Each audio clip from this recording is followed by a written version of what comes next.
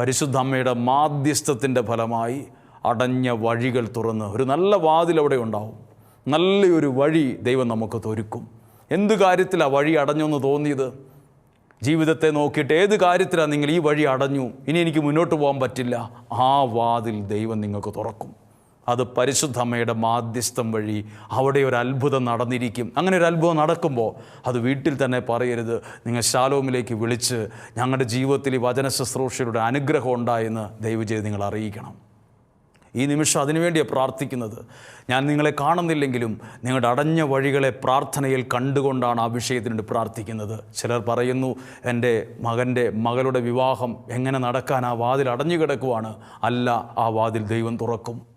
അതിന് സാധ്യതകളില്ലെന്ന് തോന്നിയാലും ദൈവം തുറക്കും. കാരണം പരിശുദ്ധ അമ്മ സ്വർഗത്തിൻ്റെ വാതിലാണ്. സ്വർഗത്തിൻ്റെ വാതിൽ, അനുഗ്രഹങ്ങൾ ഇരിക്കുന്നത് സ്വർഗത്തിലാണ്.